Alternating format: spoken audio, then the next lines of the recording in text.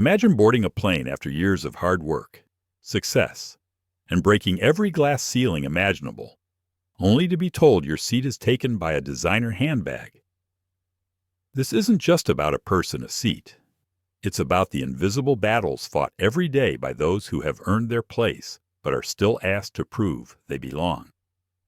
Meet Julian Cross, a powerful and composed CEO whose journey through this humiliating moment on a cross-country flight sparks a fight that challenges an entire airline's culture.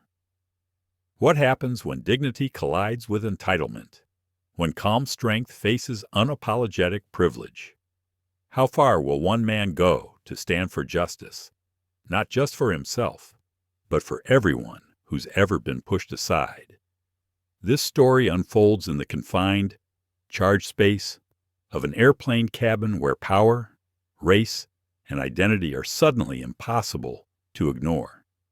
Will Julian's fight change the skies forever? Or will the system hold tight to old prejudices? Join us to find out. Don't forget to like, share, and subscribe to the channel so you won't miss this gripping story that's about more than just one seat. It's about reclaiming respect and rewriting the rules.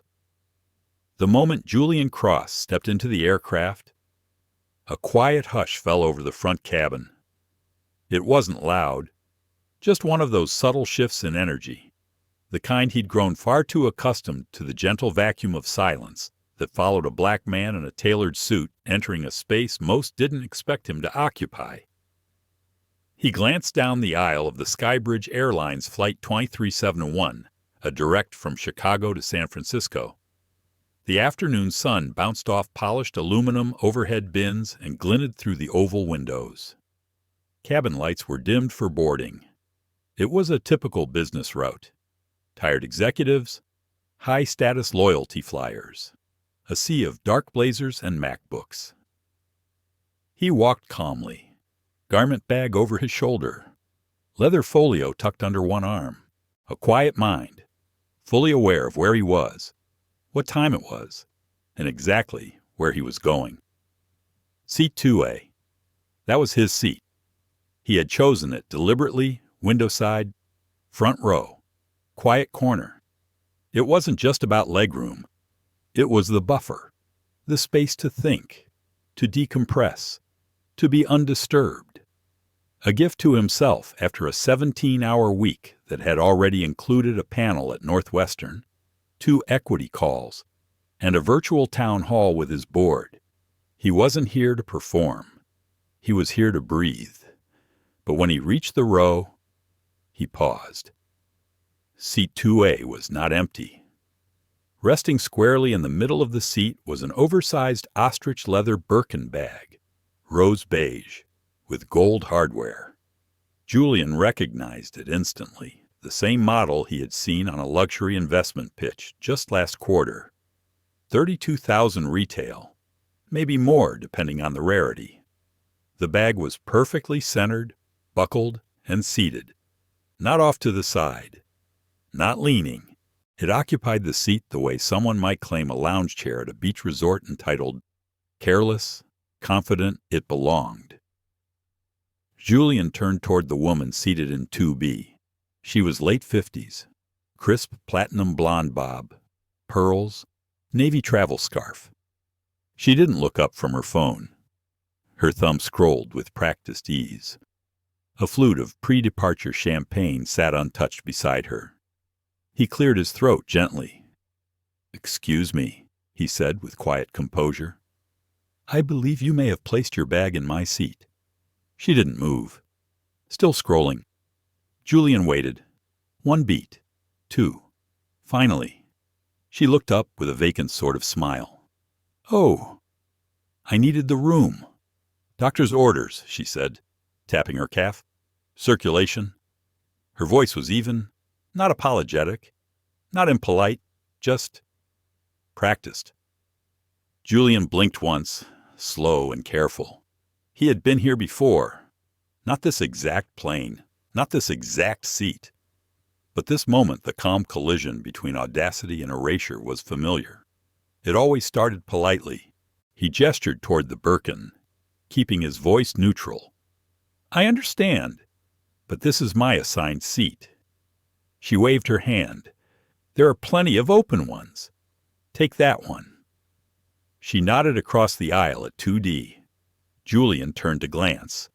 The seat was indeed open, but it wasn't his, and that mattered.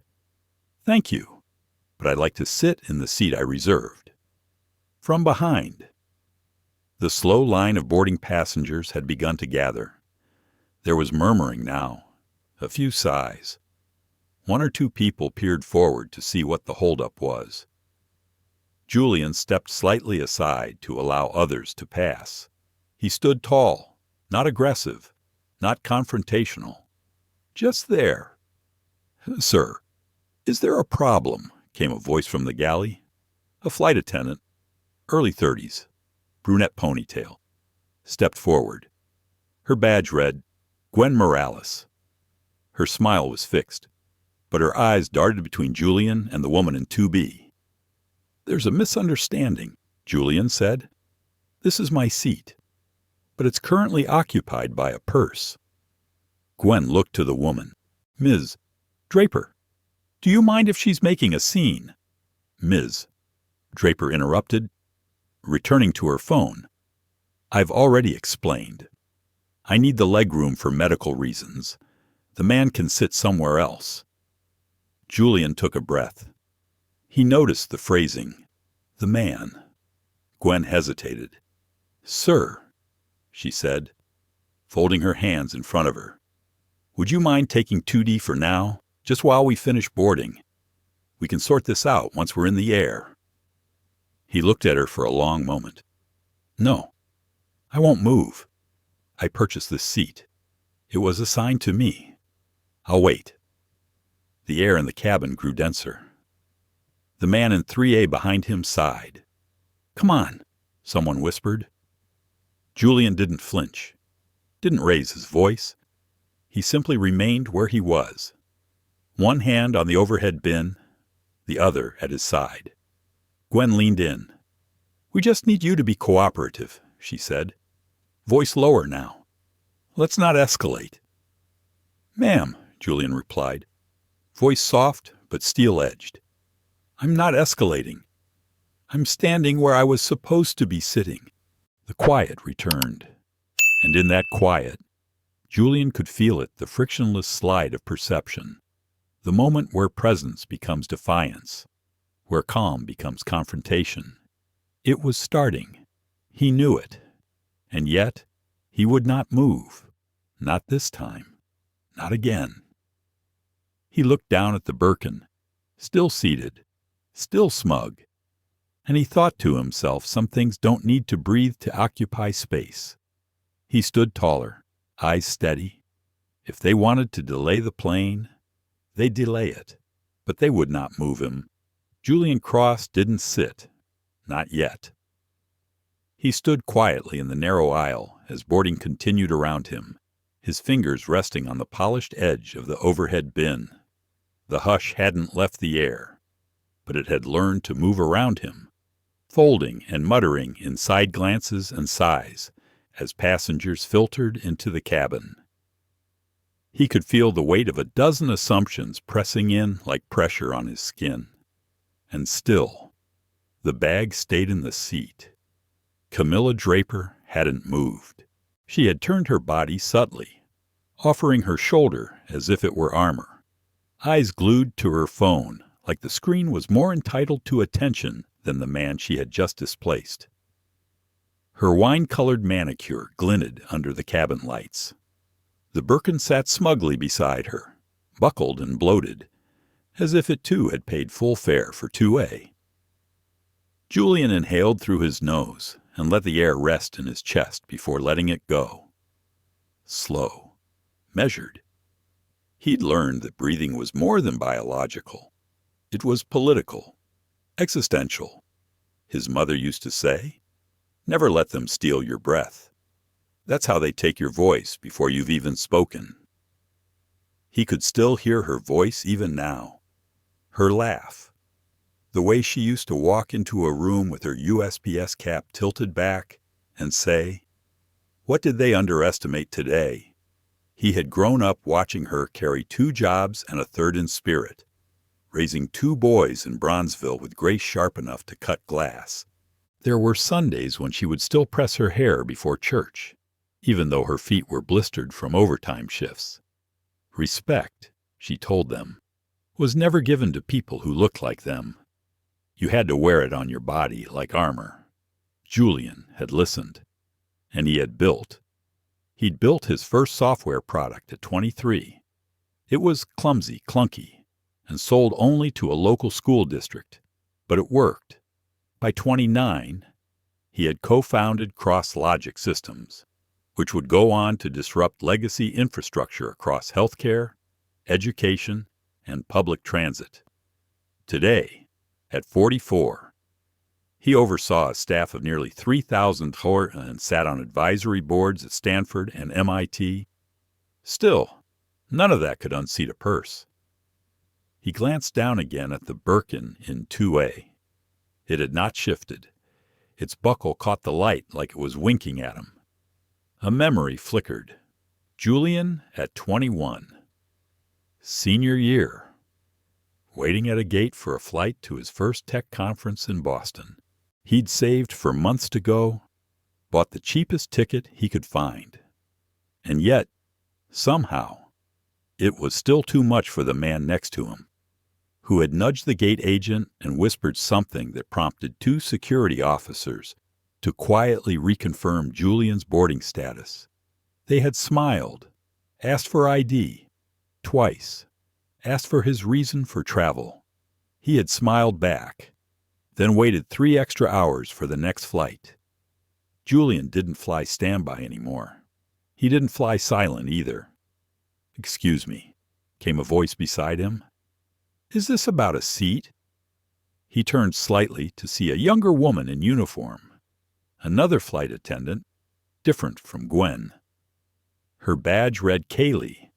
She looked between him and the bag, then over to Gwen, who lingered behind the beverage cart as if retreat were a safety protocol. "Yes," Julian said calmly. "It appears mine has been occupied." Kaylee frowned slightly, looking at the manifest on her tablet. "Mr. Cross?" He nodded. "You're assigned to 2A. Confirmed." She glanced toward Camilla Draper. The woman didn't look up, didn't flinch. Kaylee took 1 step closer, lowering her voice. "I'm sorry for the confusion. I'll speak to my lead. Please give me just a moment." Julian thanked her with a polite nod. Kaylee disappeared down the aisle. The woman in 3C behind him cleared her throat audibly. A man coughed. It was all soundless shouting, meant to puncture his resolve with passive disapproval. Julian didn't move. His eyes flicked to the window at 2A. He had picked that seat because of the view. The wing would be framed just right. That detail mattered. He wasn't asking for extra. He wasn't demanding upgrade. He simply wanted what he paid for. In his pocket, his phone buzzed. A soft vibration? He pulled it out and smiled faintly at the screen. Lena, 3:17 p.m. "Dad, plain yet text when you land. And don't forget the USB for Aunt Renee's video." He chuckled softly. She never let him forget the small things. Lena had just started her sophomore year at Stanford, political science major, head of the Black Students Union. The kind of student who would call out injustice on the spot and still send thank you notes to faculty. She was braver than he'd ever been at that age. He typed back a simple reply. "Julian, 3:18 p.m. Boarding. We'll text when we land. Love you." He paused before hitting send, thumb hovering, then added P.S. "I'm standing my ground. We'll explain later." He slipped the phone back into his pocket, and for a moment felt lighter. In the corner of his eye, movement. Gwen had returned, but not alone. A man in a black blazer followed mid-40s. Clean-shaven, professional, but weary-eyed. His badge read Alan Pierce, Service Supervisor, Mr. Cross. Alan began with the same rehearsed tone Julian had heard in many conference rooms. I understand there's been a situation. Julian gestured toward 2A. My seat has been occupied. Alan glanced at Camilla. Ma'am, he said carefully, we do need to accommodate all passengers in their assigned seats. Camilla blinked up at him as if woken from a daydream. I have a medical condition, she replied crisply. My physician advises I need leg elevation. This seat configuration allows that. Besides, I'm a Diamond Elite. I'm sure we can find him something suitable. Julian didn't look at her. He looked at Alan. Let me be clear, he said evenly. I booked 2A. I confirmed 2A. I checked in on time and boarded accordingly. I'm not asking for accommodation. I'm asserting my position. Alan hesitated. The tension between policy and placation played across his face like a silent film. Gwen leaned in. Maybe we can offer him a voucher, she murmured, not quietly enough. Julian smiled gently. I'm not for sale, he said. Not today. The cabin was watching now. Not subtly, not from behind devices. Watching fully. Heads turned, eyes wide. Something had shifted in the air, not just tension, but attention. Alan straightened. I need to consult with the pilot, he said and stepped away. Julian remained still. Camilla huffed, flicking her wrist dramatically as if she were fending off humidity. I don't feel comfortable with this, she said aloud. He's making a scene. Julian turned his head slightly, eyes steady. I'm standing, quietly, in a space I paid to be in. Camilla crossed her arms, muttering something under her breath. Julian didn't ask what it was. He already knew, and for the first time in a long time, he decided not to shrink in response to it. Alan Pierce returned 7 minutes later, not a second sooner. In those 7 minutes, Julian had not moved. He had remained in the same posture beside seat 2A, still standing, still holding his leather folio. His back was straight, but his muscles had begun to ache with quiet protest. No one around him said much, but the quiet had taken on a sharper edge. It had teeth now. A couple in row 3 whispered behind their hands. A young man in row 4 kept darting glances up from his phone, pretending not to record, but angling his lens just so. Julian noticed. He noticed everything. That came with a life. When you were successful, black and visible, you noticed how people calculated you before you even opened your mouth. Gwen Morales, the flight attendant who had first approached him, kept rechecking her tablet. She avoided Julian's gaze now. She had the smile of someone trying to fix a bad number on a spreadsheet, hoping if she blinked long enough, the problem would vanish. Alan looked exhausted when he stopped beside Julian again. Mr. Cross, he said, voice lower this time. I've spoken with the captain. We understand your position, and we respect it. However, we're trying to complete the boarding process without further delays. If we can reseat you in another first-class seat, I assure you we'll follow up with appropriate compensation. Julian slowly turned toward him. Let me ask you something, he said softly. If I had put my backpack in 2B and told a woman she needed to find another place to sit, would we be having this conversation? Alan opened his mouth, then closed it. He shifted his weight. I understand the optics are difficult. They're not optics, Julian interrupted, though his voice didn't rise. They're patterns, predictable ones. You want me to exchange my dignity for convenience and call it accommodation. But I'm not looking for a solution that protects the comfort of everyone but me. Alan looked toward Camilla Draper, who had adjusted her scarf and now wore an expression of polite confusion, the kind that invited sympathy. She crossed one leg slowly over the other and sipped her champagne. Her Birkin remained nestled in the seat like royalty. "I don't feel safe," she said suddenly. "He's raising his voice." Julian wasn't. Every word he'd spoken had been nearly at a whisper. But the accusation wasn't about volume. It never had been. A few passengers stirred. A man across the aisle leaned forward. Late 30s. Blue blazer. Bluetooth headset still looped around his ear. "For crying out loud," he muttered, just loud enough to be heard. "Let the man sit." Alan turned, perhaps startled that the tension had reached the surrounding rows. "We're handling the matter," he said quickly. Julian looked at the man across the aisle. Their eyes met briefly. There was no camaraderie in the glance. Not quite. Just acknowledgement. Two strangers who understood, in different ways, how systems moved around people like them. Gwen approached again, as if on cue. "Mr. Cross," she began, offering a tight smile. "There's an open seat in 3D, still in first class. We can offer you a $250 travel voucher as a gesture." Julian exhaled, slow and full. He didn't want a gesture. He didn't want compensation. He wanted something far simpler, far more difficult. He wanted recognition, not of who he was, not of what he did for a living, but of the basic premise that his paid-for presence deserved no less respect than any other passenger's, that the act of standing one's ground shouldn't need justification or explanation, that his identity wasn't a disruption, but a reality. He glanced at the voucher in Gwen's hand, a flimsy printed rectangle, already curling at the edges. It looked more like a receipt than a resolution. He shook his head.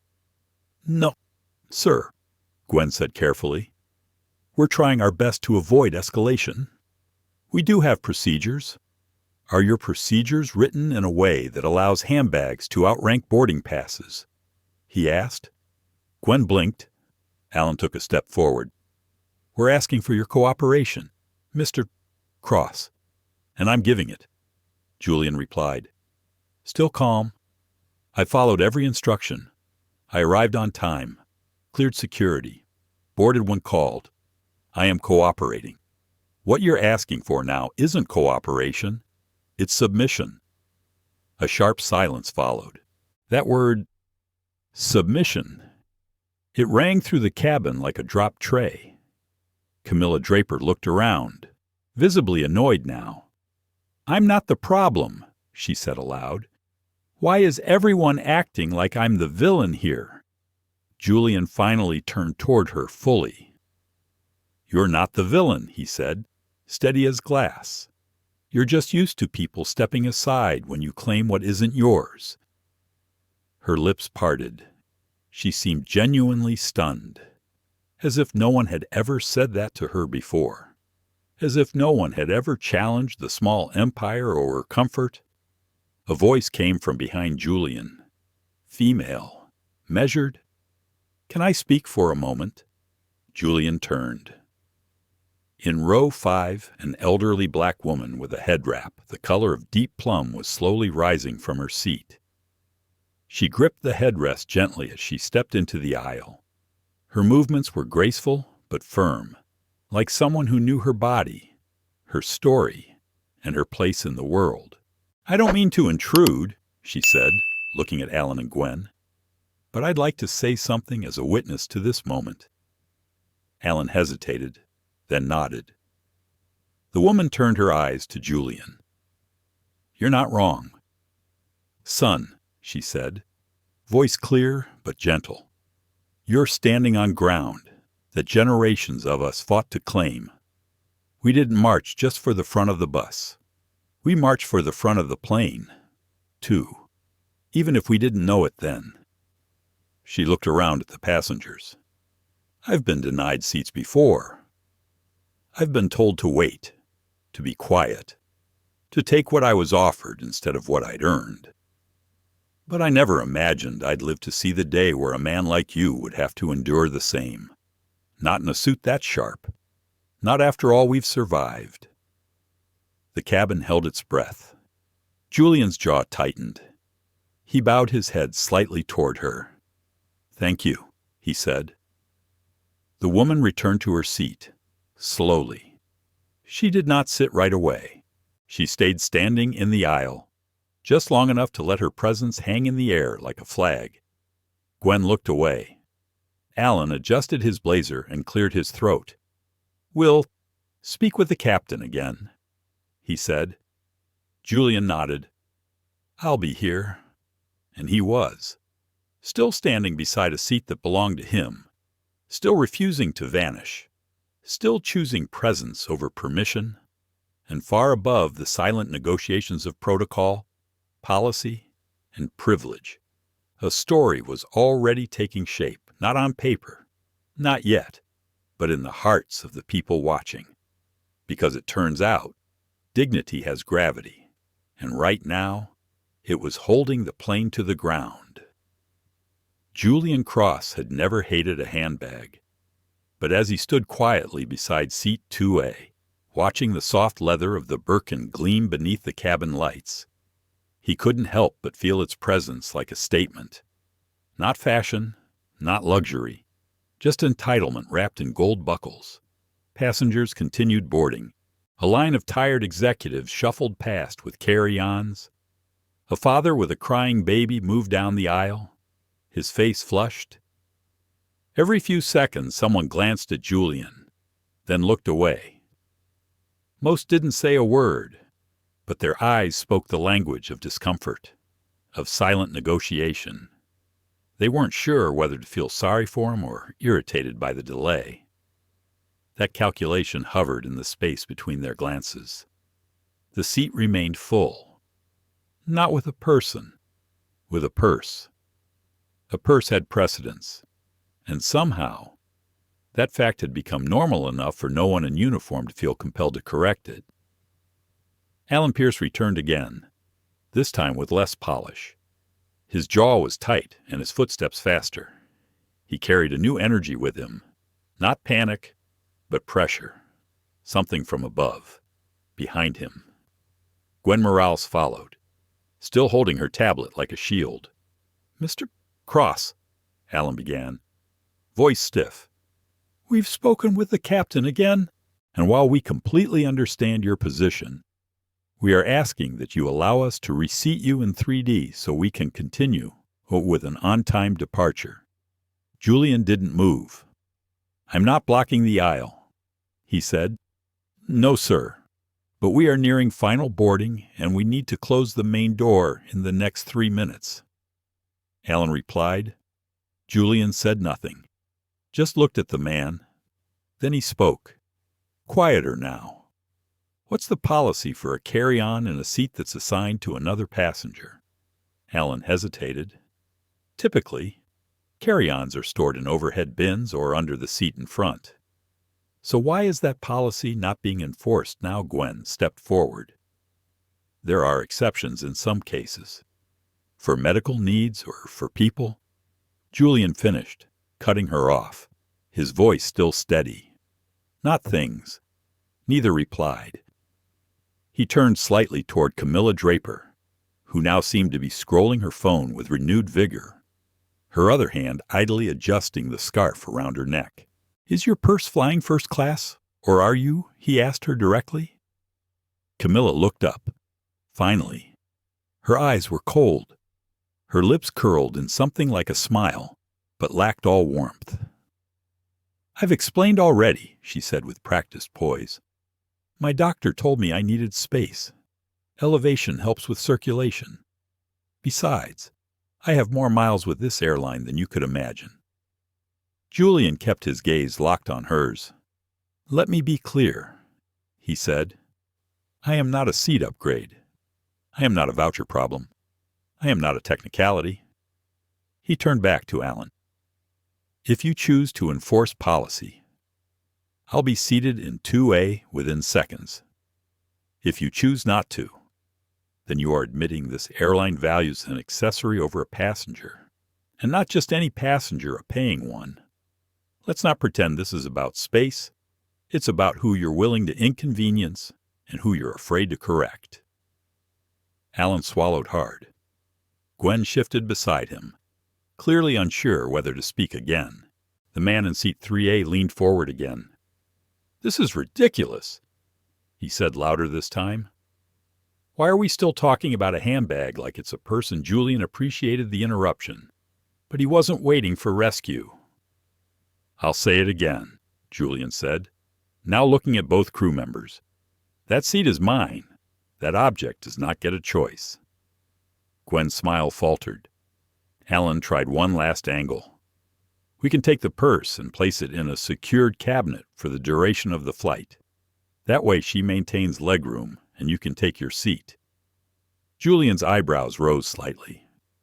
"That's what you should have done 30 minutes ago," he said.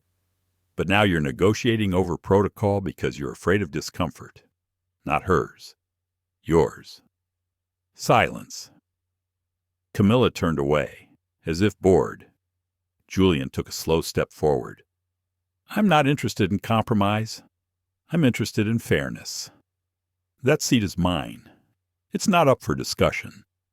Not because I'm important, not because I'm wealthy, but because I exist. And I earned it. The fact that we're still having this conversation tells me exactly how much that means to this airline." He looked around now, at the rows behind him, the people listening, the phones subtly recording. "Let the record show," he said, voice calm but firm, "that today, on Flight 2371, a bag had more authority than a man, and the crew stood by and watched it happen." A low murmur ran through the cabin. Then it happened, a small, almost imperceptible shift. One of the passengers in row 4, a woman in a gray blazer, hair in tight curls, stood up. She didn't say a word. She simply opened the overhead bin, pointed to an open space, and looked straight at Gwen. "There's room," she said. Another passenger in 6A raised her voice. "He's not asking for extra. Just his seat." Alan's composure wavered. He turned to Camilla, whose fingers were trembling just slightly now, her facade wearing thin. "Ma'am," he said quietly, "we need to move your bag." She blinked. "I don't feel comfortable sitting next to someone who behaves like this," she snapped, gesturing toward Julian. Alan didn't blink. "Ma'am, that seat is his. You'll need to adjust."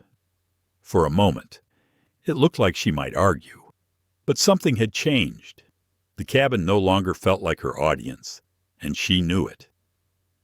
With a dramatic sigh, she unbuckled her Birkin, set it on the floor, and crossed her arms. Julian didn't speak. He didn't smile. He simply lowered his bag into the overhead bin and took his seat in 2A. The window greeted him like an old friend. The wing stretched out beyond it like a promise. The world looked quieter from that angle. He sat back, crossed his legs, and closed his eyes for a moment. Not in relief, in restoration. He had reclaimed nothing more than what was already his. But sometimes, that's everything.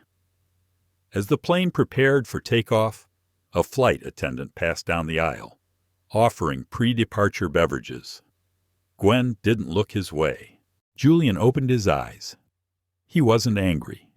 He was awake. And what they didn't know was that the moment they let him sit was the moment they let the truth rise too. Because sometimes a seat isn't just a seat. It's a stand. Julian Cross sat in 2A. After nearly 45 minutes of silence, confrontation, and indignity, he was finally in the seat he had paid for. The seat he had selected intentionally. The seat he had refused to give up, even when they tried to displace him with a smile and a voucher. He adjusted the armrest, not because he needed to, but because he could. Small movements felt like declarations now. His legs stretched out slowly, intentionally. The leather folio rested on his lap, unopened. He didn't touch the in-seat screen or reach for a magazine. He simply sat there, upright and composed, as if claiming space was the only luxury he needed. Next to him, Camilla Draper sat in 2B with her arms folded across her chest like a fortress. The Birkin was now tucked under the seat in front of her. She hadn't said a word since moving it. Her expression was unreadable, too controlled to be embarrassed, too proud to be apologetic. The hum of final boarding announcements echoed through the cabin. The last passengers were seated, the overhead bins secured. Kaylee, the younger flight attendant from earlier, walked the aisle doing final checks.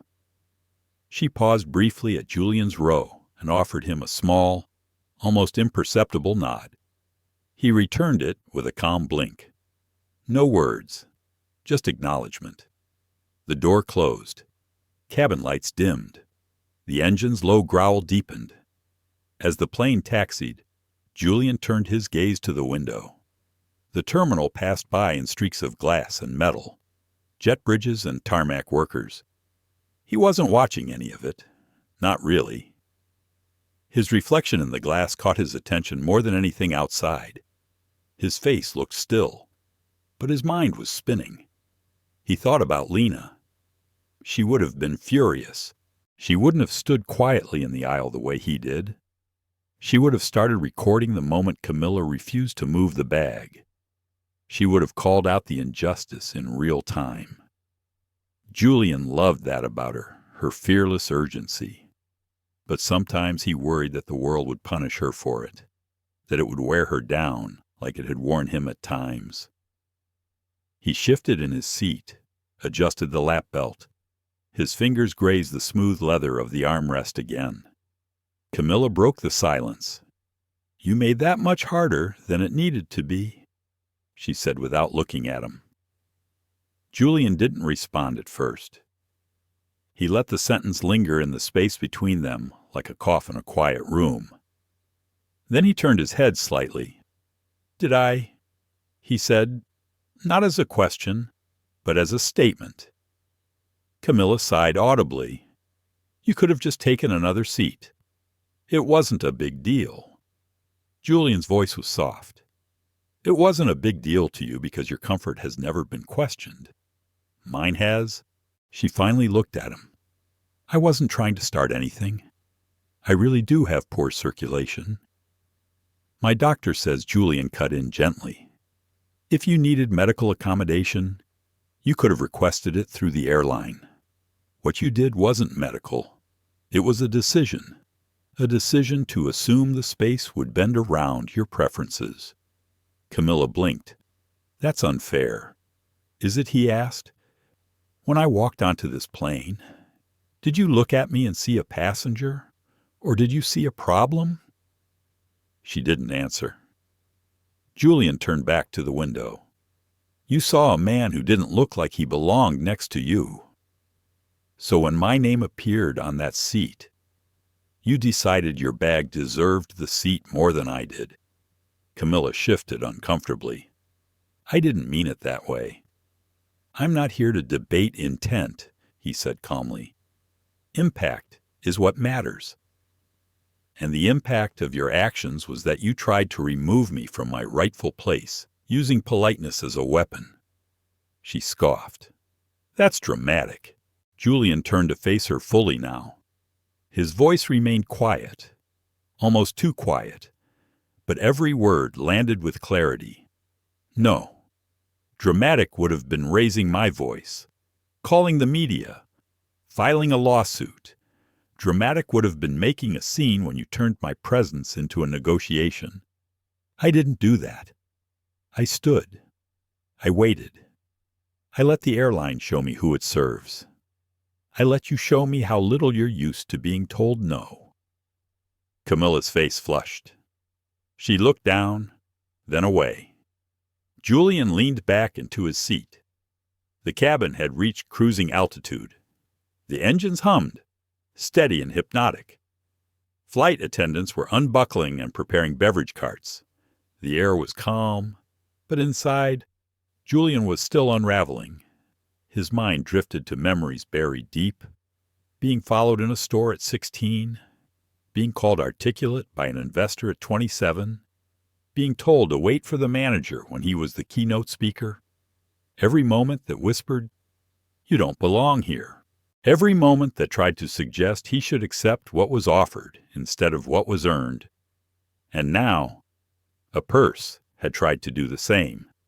He reached for his phone. No messages, no signal yet. Still in flight. He opened the Notes app and began typing. Not a tweet, not a press statement, just words. A purse had more rights than me today. But I did not move. Not because I wanted confrontation, but because I've moved too many times before. He stared at the words. Read them again. Then closed the app. The attendant came by with a tray of drinks. Water, sparkling water, orange juice, wine. Kaylee was behind the cart this time. Mr. Cross, she asked softly. Still Julian, he said with a slight smile. She smiled back. Still offering water or wine? I'll take the water, he said. As she handed it to him, she hesitated. I just want to say, I saw what happened. I'm sorry we didn't step in sooner. Julian looked at her. It wasn't your decision, he said. She nodded slowly. No, but it was my silence. Julian gave her a small nod of respect. She moved on, the cart gliding down the aisle. He took a sip of the water. Cool, flat, no lemon. And yet, it refreshed something in him. Camilla Draper didn't speak for the rest of the flight. She turned toward the aisle, put in her earbuds, and disappeared into the in-flight movie like nothing had happened. Julian didn't blame her for that. Sometimes people preferred fiction over the mirror. He pulled out a paperback from his folio. Something old. Baldwin. As he opened to a marked page, a sentence stood out to him. It is not permissible that the authors of devastation should also be innocent. It is the innocence which constitutes the crime. He read it twice, and then once more, because sometimes silence was the loudest crime of all, somewhere above the Rockies. The seatbelt sign dimmed with a soft chime, and a few overhead lights flickered on. The plane cruised smoothly at 30,000 feet. Below, mountains rested like sleeping giants in the dusk. Inside, time moved more slowly. The air had settled, but tension still lingered in particles no vent could clear. Julian Cross sat in 2-0, sipping the last of his water and thumbing through his paperback. He wasn't reading anymore. Not really.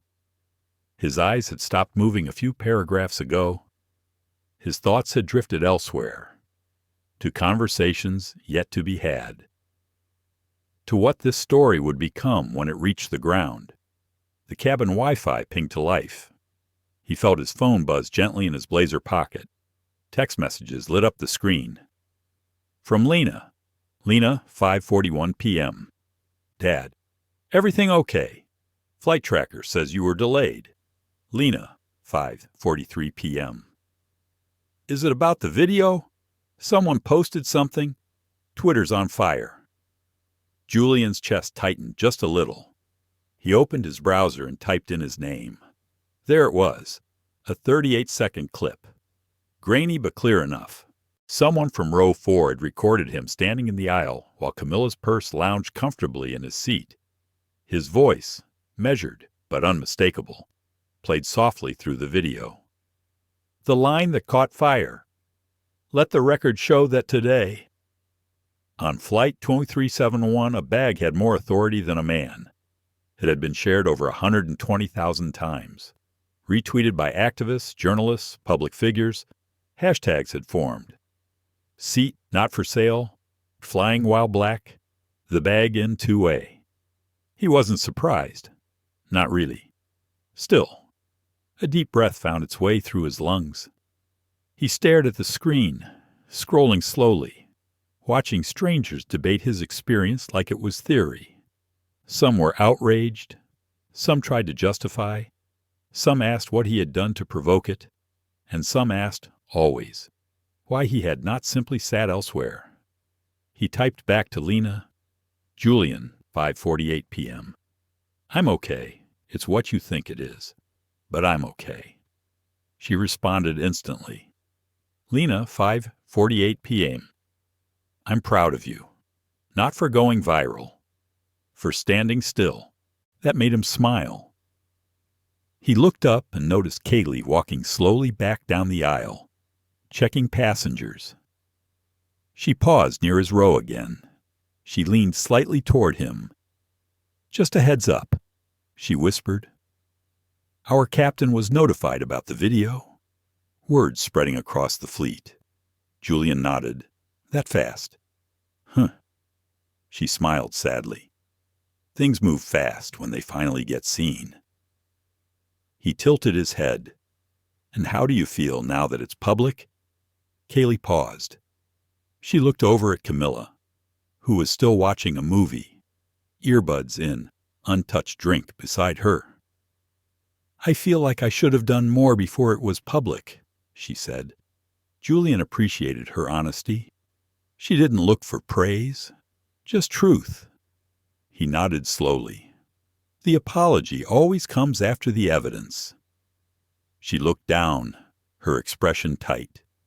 Then she glanced toward the back of the plane and whispered, Would you be willing to speak with the captain after landing? Julian blinked. Captain. He's requesting it, Kaylee said. I think he's been contacted by someone in operations. Not sure who. Julian thought for a moment. He didn't want a confrontation, but he also didn't want silence. He nodded. Sure. I'll speak with him. Kaylee gave a soft smile and walked on. As she left, Julian became aware of someone watching him. A child, no more than 10, sitting in row 3 across the aisle. A young black boy, arms folded, chin resting on the armrest, eyes wide and curious. He didn't look afraid. He looked like he was trying to understand. Julian offered a small smile. The boy didn't smile back. He just kept staring. Julian leaned slightly toward him. Hey there, he said gently.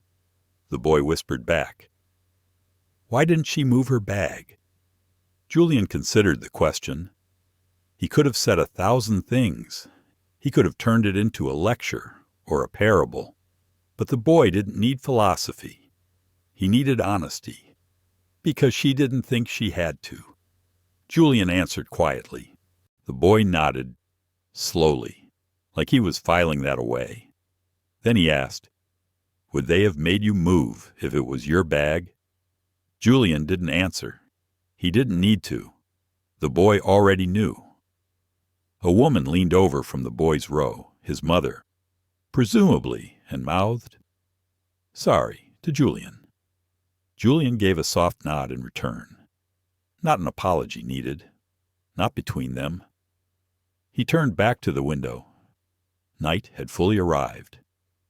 Stars blinked across the sky like faint signals of something better. He thought of Lena again. She would be texting friends, posting stories, making calls. She had his fire, but none of his reluctance. He thought of his late wife, Camille. How she used to say that dignity wasn't just how you walked, it was how you stood still. His mind wandered further, to boardrooms, to venture capital meetings, to airports where he had been ignored, to being mistaken for the chauffeur more than once, to the way doors opened slower when his skin arrived first. It wasn't that he wanted to be noticed. It was that he didn't want to be erased. That was the real fight. Not a seat, but visibility. Not justice as punishment, but justice as presence. He took another sip of water. This time, it tasted different. Not because of the drink, because of the clarity. The seat he sat in now felt earned 100 times over. But more importantly, it felt held. Held by resistance. Held by refusal. He reopened the Notes app on his phone and began typing again. Some say comfort is innocent. But comfort used as a shield is not innocence. It's armor. And when that comfort is prioritized over someone else's dignity, it becomes a weapon. Today I sat in 2A, but it was never just about 2A. He paused, then wrote one more line. It was about whether a black man in a tailored suit could be treated with the same basic regard as a leather purse. He looked out the window again.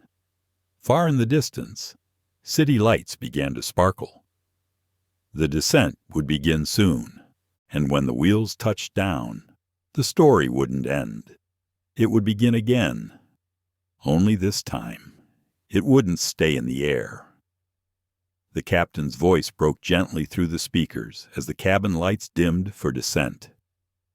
Ladies and gentlemen, this is Captain Reardon speaking. We've begun our initial descent into Seattle. Current weather is clear, 67 degrees, and we'll be landing about 9 minutes ahead of schedule. Please ensure your seat backs and tray tables are in their full upright positions. A polite hush swept through the cabin as passengers adjusted armrests, finished drinks, and glanced out windows at the glowing city below. Seattle looked like a galaxy scattered across the ground, with ribbons of highway threading through constellations of light. Julian Cross reached down and buckled his seatbelt. 2A. The seat was his now, but it didn't feel like a victory. It felt like evidence. Camilla Draper hadn't spoken again. Her eyes were fixed on the screen in front of her, though the movie had long ended. She removed her earbuds slowly, like they were armor she could no longer justify wearing. She caught Julian's glance, just for a second, then looked away. Julian felt no triumph, just exhaustion, and a deeper awareness of the weight some people carry without choice. As the plane descended, pressure built behind his ears, not from altitude, from anticipation. He remembered Kaylee's words. The captain wants to speak with you. Julian wasn't sure what that meant. He wasn't afraid of confrontation, but he wasn't seeking spectacle either. He had no desire to humiliate anyone or collect apologies like souvenirs. He only wanted the truth to land with him, fully, publicly. The wheels touched down with a low, rubbery thud. A ripple of tension left Julian's shoulders. The cabin applauded half-heartedly, as people often do when uncertain whether to celebrate or just survive the journey. Taxiing began. Lights illuminated the aisle. Seatbelts unclicked with little pops like punctuation. Julian stayed seated. Calm. Still. Kaylee appeared beside him a few minutes later. Mr. Cross, she said quietly. Captain Reardon will meet you just outside the flight deck once most passengers have deplaned. Julian nodded once. Passengers stood and began gathering their belongings. Some glanced toward him. A few nodded. One or two offered quick, almost guilty smiles. But no one said anything. Camilla stepped out of 2B without a word. She reached for her Birkin, adjusted her coat, and walked down the aisle with her chin high and her gaze low. A woman used to control, now walking away from its edges. Julian waited until the aisle was clear. Kaylee returned and gestured for him to follow. The front of the aircraft felt colder, somehow, or maybe just sharper. The flight deck door stood open. Beside it, Captain Reardon waited, tall, gray-stubbled, and straight-backed. He removed his cap as Julian approached. Mr. Cross, he said. Captain David Reardon. Julian extended his hand. Reardon took it firmly. "Thank you for speaking with me," Julian said. "Thank you for your patience." Reardon replied, "I watched the footage. I read the initial report. I also heard what my crew did and didn't do." Julian waited. No rush, no script. Reardon inhaled slowly. "You don't know me, Mr. Cross, but I've been flying for 28 years. I've had the honor of flying veterans, dignitaries, grieving families, young mothers with babies, and elders returning to places they thought they'd never see again." He paused. "But I've also flown in a system that protects comfort over courage, that trains us to avoid disruption instead of questioning why disruption occurs." Julian nodded slightly. Reardon continued, "What happened on this flight? It shouldn't have. Not just because it was wrong, but because it was familiar. Too familiar. I've seen versions of this play out quietly over decades. This time, it was filmed. This time, you stood up, or rather, stayed standing." Julian's throat tightened just slightly, but he kept his voice steady. "It's not about a seat," he said. "It's about the permission that some people carry like a second passport. The assumption that they are the standard and the rest of us are the exception." Reardon nodded. "I agree. That's why I've sent a direct report to HQ, and I'm personally requesting that this incident be escalated to our bias and inclusion team. But I didn't want that to be the only response. I wanted to say something human to human, because silence is part of the problem." Julian looked him in the eyes. "Thank you," he said. Reardon added, "I'd also like to give you my contact card, not as a formality, as an invitation. If there's anything more I can do to make sure this doesn't get swept away. I want to be held accountable." Julian took the card and placed it inside his folio. "Accountability begins here," he said. As he stepped off the aircraft, he saw Kaylee once more, standing near the jet bridge with her hands clasped in front of her. She looked nervous. Julian stopped beside her. "Kaylee," he said. She looked up. "You did more than most would have, and next time, you'll do more. I believe that." Her eyes filled just a little. "I will," she said. He walked down the jet bridge slowly, not because he was tired, because he was deliberate. Outside the gate, a crowd had gathered near baggage claim monitors. A few glanced up from their phones as he walked by. Someone whispered his name. Another person lifted a phone camera. He kept walking. In the distance, a man in a Navy suit waved. "Mr. Cross." Julian approached. "I'm Marcus Benton," the man said, "public liaison for Sky First Airlines. We've been informed that there's now significant public attention around your experience. I'd like to escort you to the executive lounge for a private debrief." Julian didn't answer immediately. Instead, he asked, "What do you think this is about?" Benton shifted. "A customer relations issue that's quickly becoming brand-defining." Julian gave a faint smile. "It was always brand-defining," he said. "The brand just didn't know it was being watched."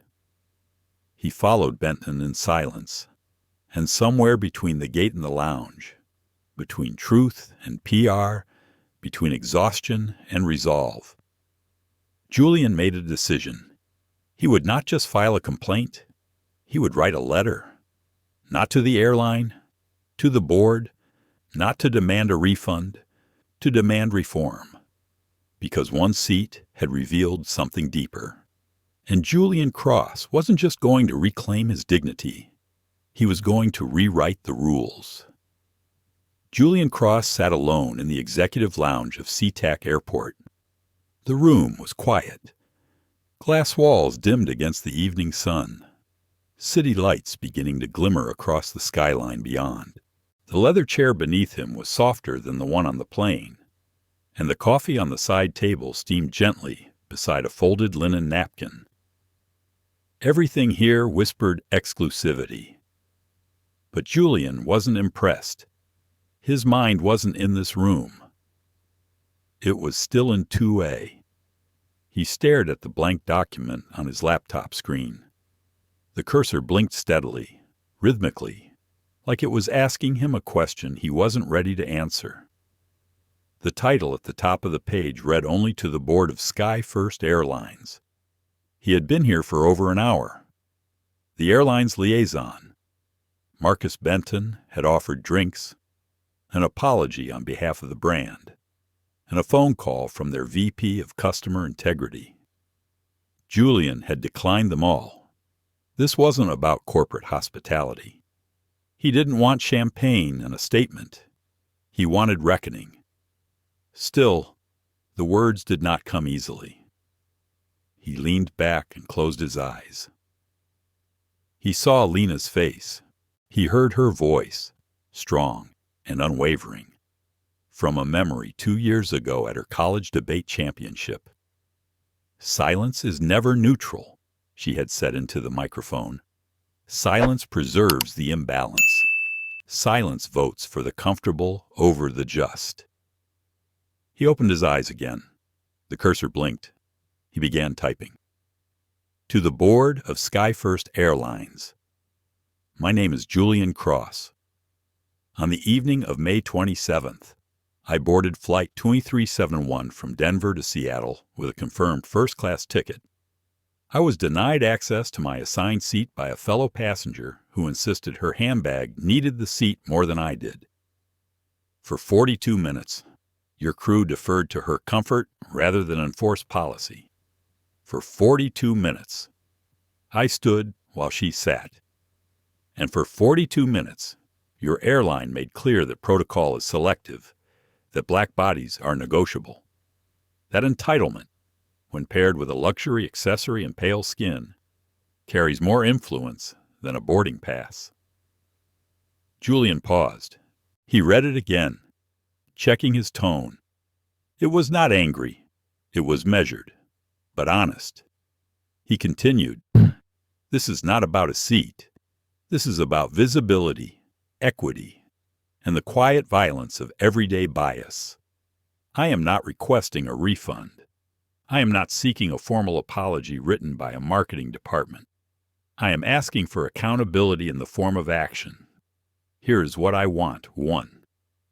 A full review of onboard racial bias training for all flight and gate staff, especially around passenger seating disputes. 2. The creation of a third-party passenger equity oversight committee with real authority. I would like to recommend 3 independent members. 3. A formal town hall where the CEO and board respond publicly to the incident and lay out a new equity protocol. I am willing to attend and speak, not as a victim, but as a citizen demanding dignity. This is not a threat. It is an invitation to evolve, to correct, to lead." He paused again. The cursor blinked. The city outside the glass wall shifted slowly into night. A soft knock on the glass beside him broke his focus. It was Marcus Benton. "Mr. Cross," he said. "Just checking if you need anything before I arrange your car." Julian looked up. "Yes," he said. "I need the email addresses of every board member." Marcus stiffened slightly. "I can get you the standard liaison address." "I don't want standard," Julian said calmly. "I want direct." Marcus hesitated, then nodded. "I'll make it happen." Julian closed his laptop. He didn't need to edit the letter anymore. It was finished, later that night, in the back of a quiet black sedan. Julian looked out at the wet Seattle streets.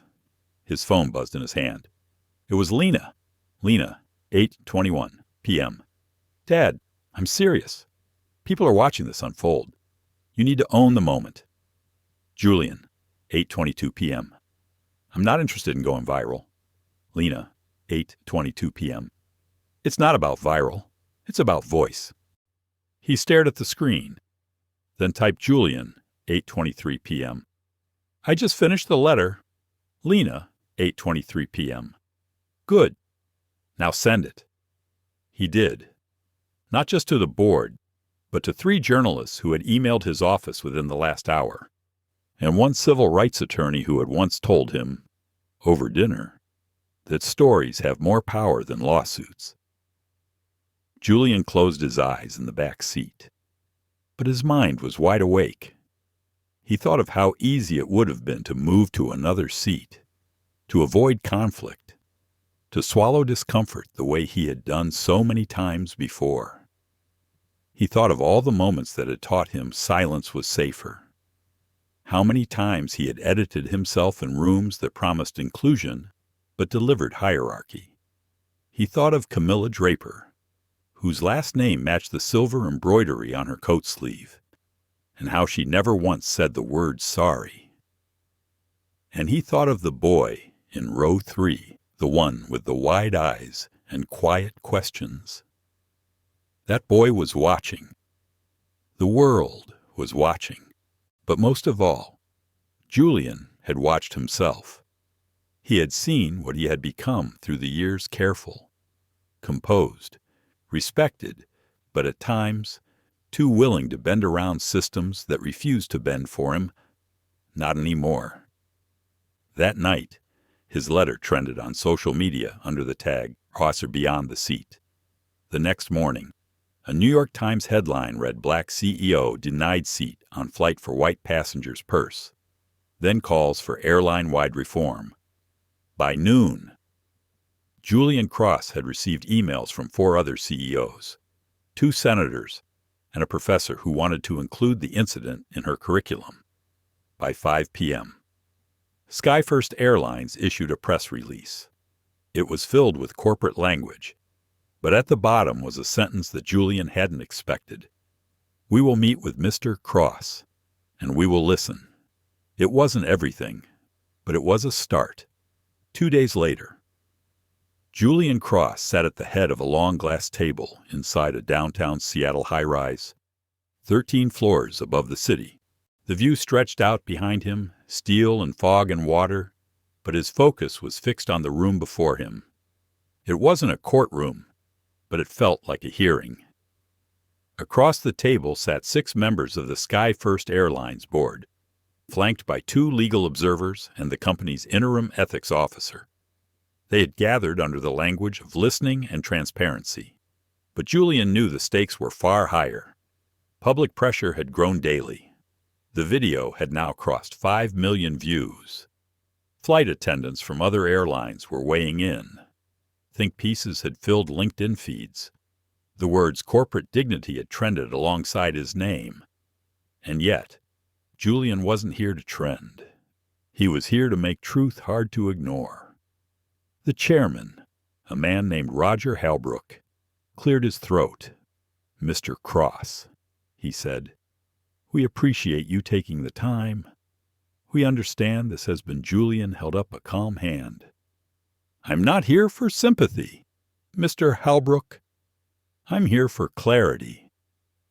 The room quieted. A few board members exchanged glances. One woman, Latina, and perhaps in her mid-40s, nodded with subtle approval. Her nameplate read, Isabel Ramos. Julian continued, "When I boarded Flight 2371, I wasn't wearing my title. I wasn't there as the CEO across Logic Systems. I wasn't looking for attention. I was traveling for business, quietly, alone." He paused, his voice steady. "But your airline made me a spectacle. Not because I raised my voice, not because I was unruly, but because I refused to yield my space to someone whose only authority came from assumption and skin color." The room remained still.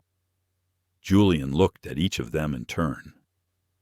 "What does it say about your training, your policies, and your priorities that your staff didn't enforce their own seating rules, but instead tried to convince the wrong party to accept being displaced as the simplest solution?" Halbrook shifted. It's regrettable.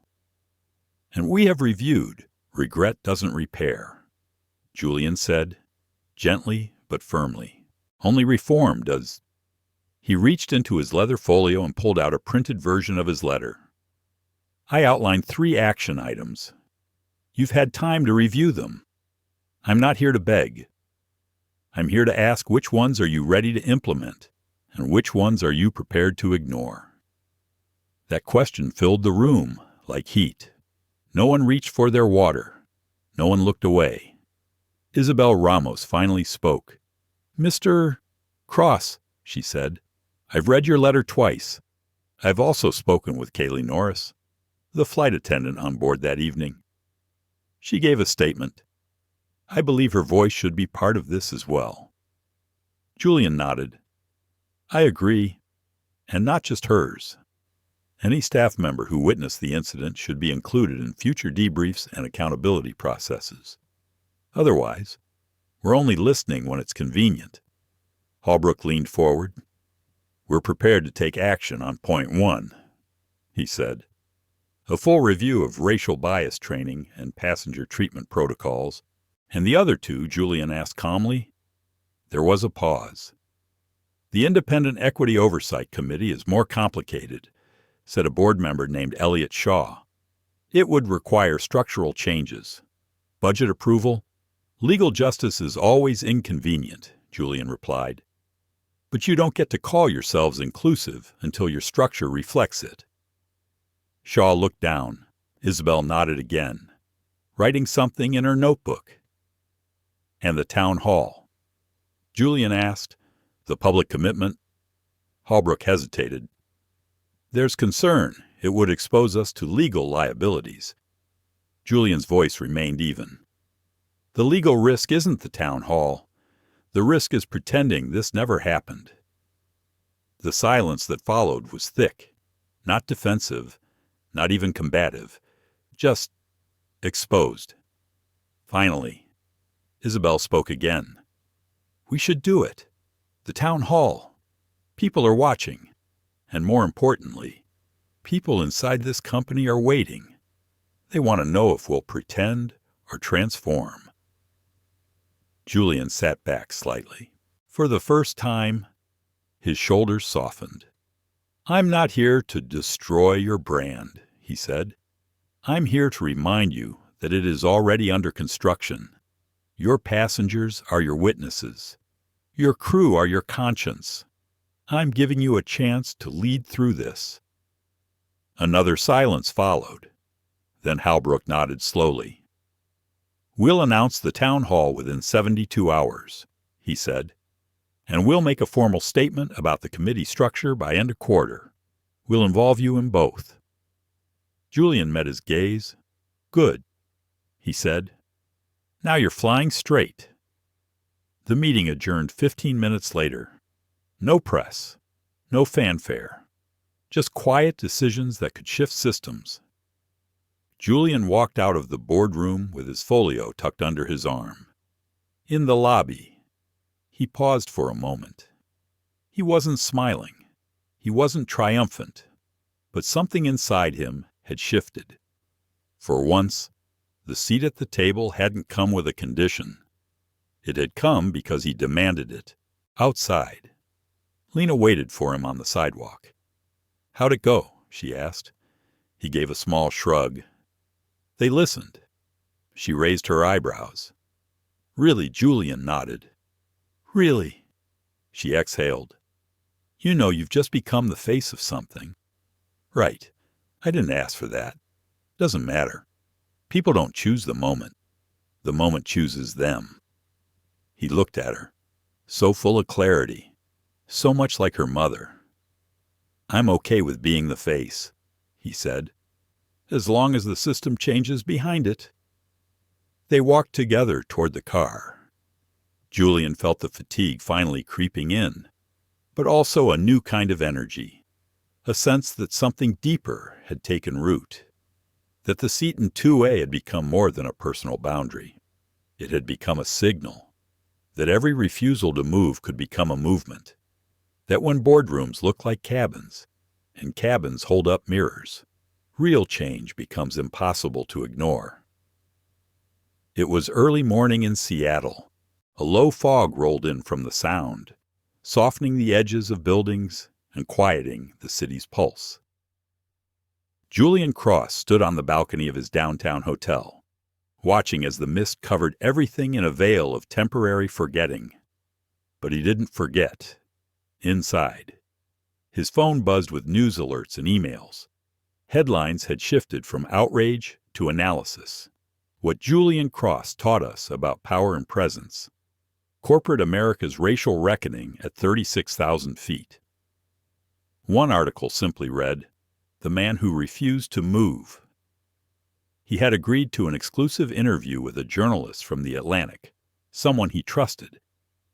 But what haunted him wasn't the press or the progress. It was her, Camilla Draper, the passenger who never spoke. Julian couldn't explain why she lingered in his thoughts. Perhaps because she represented something deeper than just entitlement. She had been the trigger, yes, but also a symbol, not of villainy, of silence, of how dangerous it could be when someone believed they were neutral. He returned inside, opened his laptop, and clicked on a private folder his assistant had sent passenger manifest, gate reports, and crew logs. Included was an internal Sky First note, Ms. Camilla Draper, Platinum Elite member, 26 flights in the past year, donor to the Airline's charitable foundation. Julian stared at her name for a long moment. He didn't want revenge, but he wanted understanding. He emailed Sky First's ethics liaison, requesting a call with her not to confront, but to converse. The liaison replied within the hour. Ms. Draper had been contacted. She had agreed to a short meeting, privately. No cameras, no scripts. She had one request, neutral ground. They chose a quiet lounge inside a business center near the airport. Mid-afternoon, unannounced. When Julian arrived, she was already there. Camilla Draper sat at a corner table, wearing a dark gray trench coat and no makeup. Her purse, the one that had occupied his seat, was nowhere in sight. Her hands were folded neatly in front of her. She looked up when he approached, her expression unreadable. "Mr. Cross," she said softly. He nodded. "Ms. Draper." He sat opposite her. For a moment, neither of them spoke. The silence wasn't hostile. It was hesitant, fragile, even. "I didn't think you'd agree to meet," Julian said. "I almost didn't," she replied. "Why did you?" She looked down at her hands, then back at him. "Because I've been watching the story unfold, and for the first time in a long while, I realized I didn't know who I was in it." Julian tilted his head. "What do you mean?" Camilla swallowed. "I always thought of myself as decent, not perfect, but aware. I have black colleagues. I've donated to equity funds. I read Ta-Nehisi Coates. I thought that made me safe." Julian listened. "But on that flight," she continued, her voice cracking slightly, "I looked at you, standing there, and I didn't say anything. I didn't move my bag. I didn't even meet your eyes. I convinced myself it wasn't a big deal, that the flight crew would handle it, that it wasn't personal." "It was very personal," Julian said quietly. "I know that now," she whispered. There was another pause, this time heavy with vulnerability. "I wasn't afraid of you," she said. "I wasn't angry. I assumed the world would work around me like it always has." Julian didn't respond right away. He let the moment breathe. "You thought your silence was neutral?" he finally said. She nodded slowly.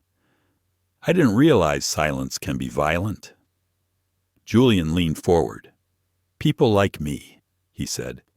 "We've learned to calculate every moment, every expression, every tone of voice. We have to predict whether we'll be perceived as assertive or aggressive, patient or passive, professional or presumptuous. We don't get to relax into comfort. We have to earn it. Camilla's eyes filled. She didn't wipe them. I don't deserve your forgiveness, she said. Julian shook his head.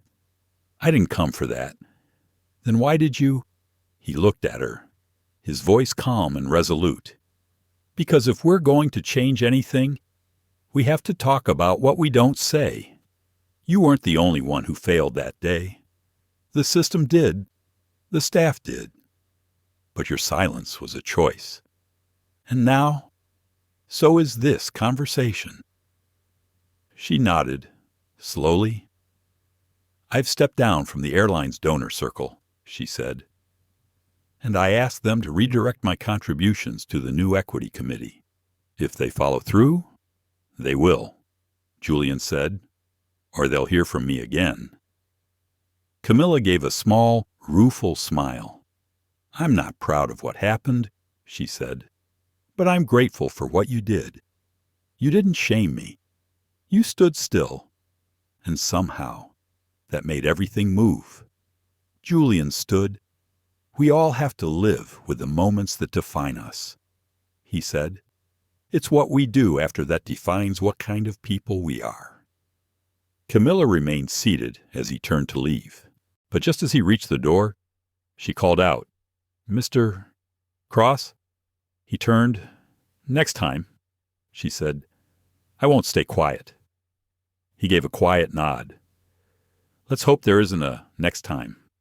Outside, the sky had cleared, the fog was gone, and for the first time since the flight, Julian felt something shift inside him. Not satisfaction, not justice. Something quieter, like closure, or maybe continuation. Weeks had passed.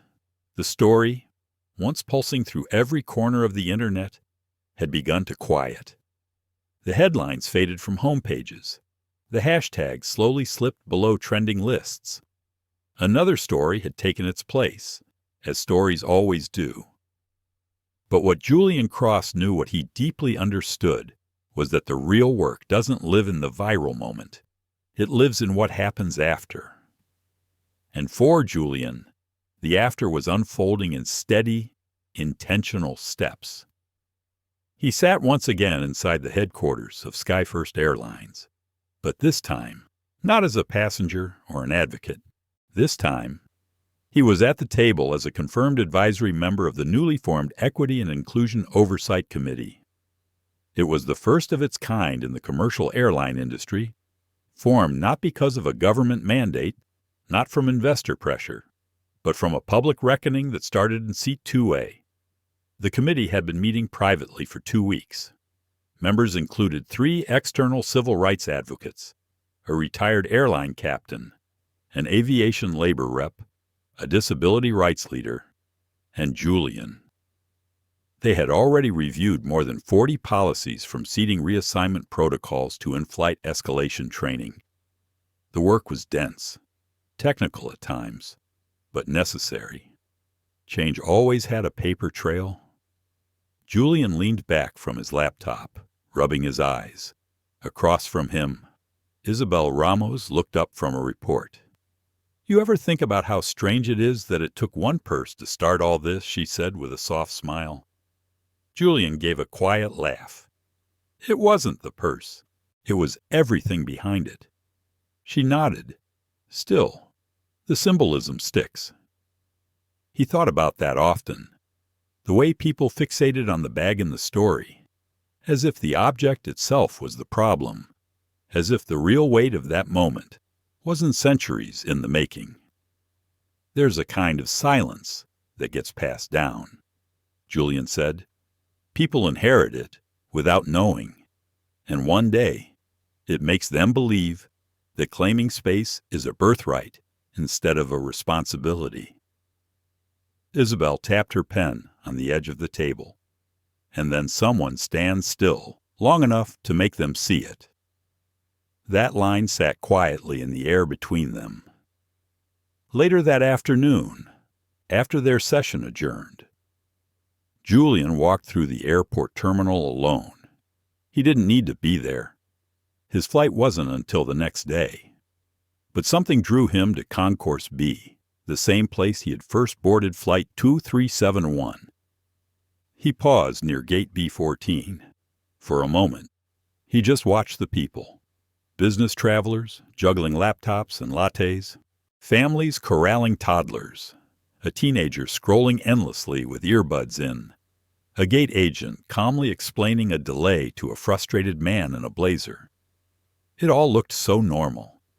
But Julian had learned beneath normal was where power lived. Then he saw her. Not Camilla Draper. Kaylee, the young flight attendant from that day. She was standing near a Sky First kiosk, helping an elderly woman navigate the check-in process. Her voice was calm, patient, her eyes attentive. When the passenger walked away, Julian approached. She looked up and her face lit up with recognition. "Mr. Cross," she said, surprised but warm. "Just Julian," he said with a smile. They shook hands, and for a moment, it felt like seeing an old friend, even though they had exchanged only a few words on the plane. "How have you been?" she asked. "Busy," he said, "but good. I saw the committee announcement," she said, "and your name on it. I'm really glad." Julian tilted his head. "You're part of why I stayed with it." She blinked. "Me? You spoke up," he said. "Not loudly, not publicly, but honestly. That's how things start." Kaylee looked down, modest. "I should have done more." "And you're doing more now," he said. "That's what matters." She nodded. "They've changed some of our internal briefings already. We're being trained differently, more honestly, less afraid of the real conversation." Julian smiled. "That's good to hear." She hesitated for a second. "I don't know if this is too forward, but that moment it made me realize something about how often we wait for someone else to fix things. I didn't want to keep waiting." He looked at her, a sense of pride rising. "What are you going to do?" he asked. She straightened. "I applied to the leadership program. For in-flight operations, I want to be the kind of supervisor who knows what to do in moments like that. Not just technically, but ethically." Julian nodded. "That's the kind of leadership we need." They talked a bit more, just ordinary things: coffee, travel, the weight of working in systems not built for change.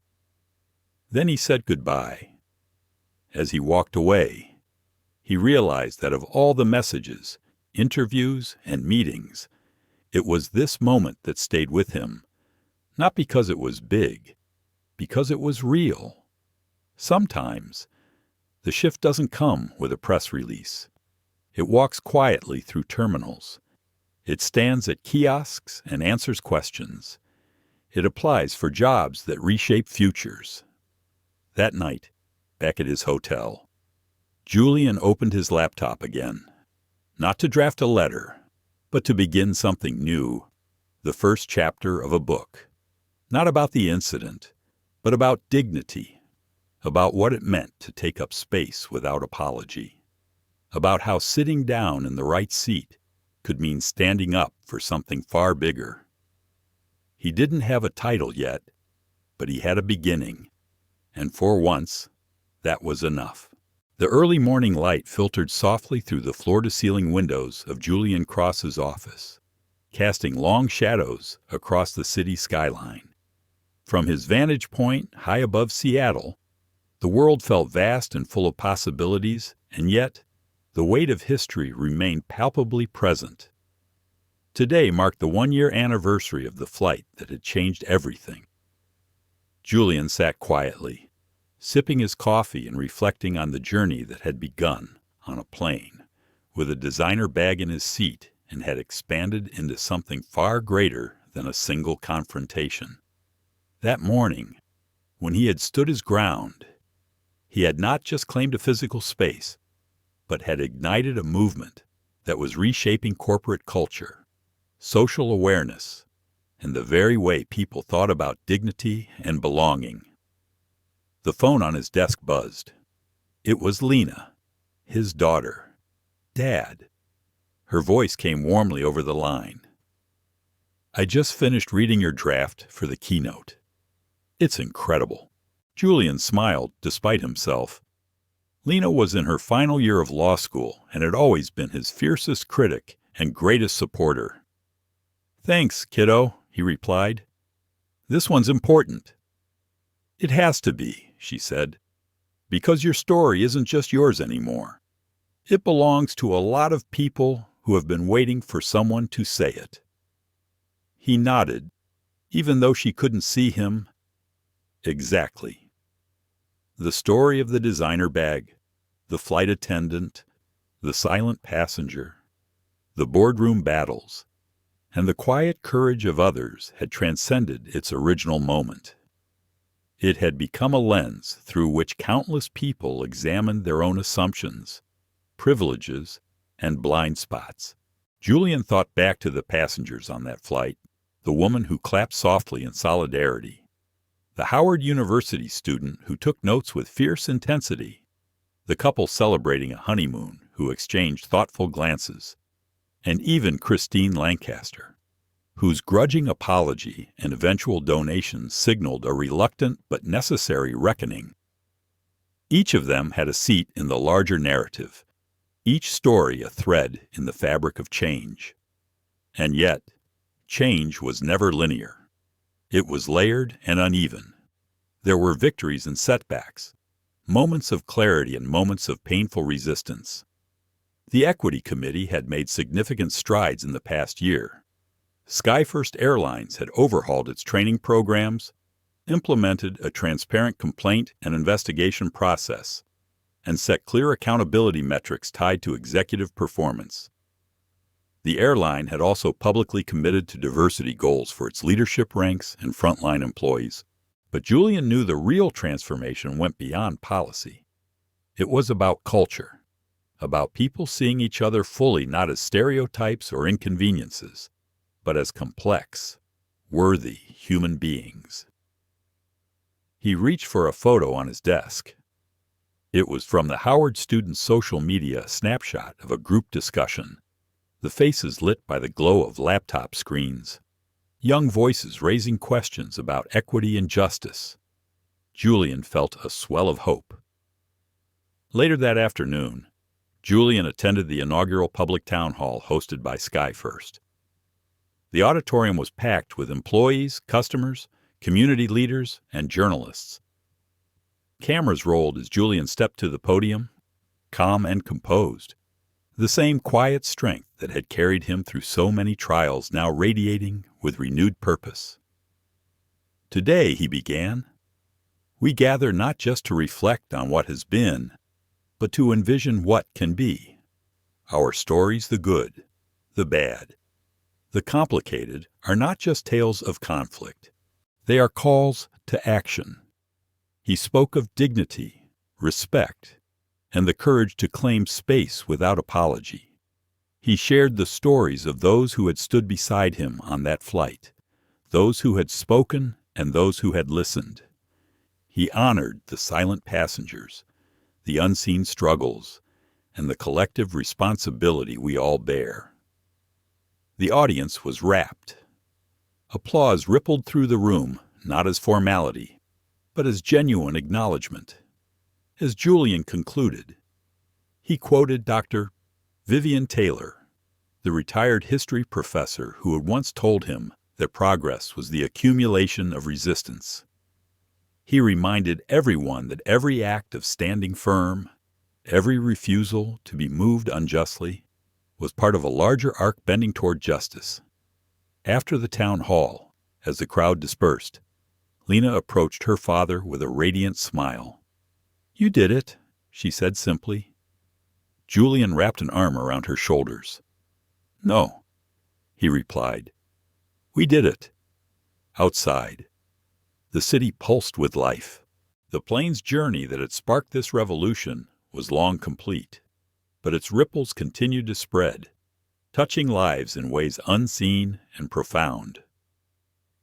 Julian looked up at the sky, imagining countless others boarding planes, sitting in their assigned seats, and standing for what was right. Every seat had a story, and every story was a step toward change. Julian Cross didn't just fight for his seat. He fought for every person who's ever been made to feel invisible or unworthy in a world that often values privilege over fairness. This story reminds us how deep discrimination runs, even in places as ordinary as a plane seat, and how standing firm can ripple into lasting change. But it's also a call to action, to recognize that the fight against bias isn't over. It lives in every quiet refusal to accept injustice and every courageous voice raised in demand for dignity. As we close this chapter, remember respect and equality aren't privileges, they are rights. And each of us has a role in shaping a future where no one is asked to move aside because of the color of their skin or the assumptions others make. If this story moved you, please like, share, and subscribe. Join the conversation and help us spread awareness, because the journey toward justice is ongoing, and the next story could be the one that changes everything again. Thank you for listening, and stay with us for more stories that challenge, inspire, and remind us all of our shared humanity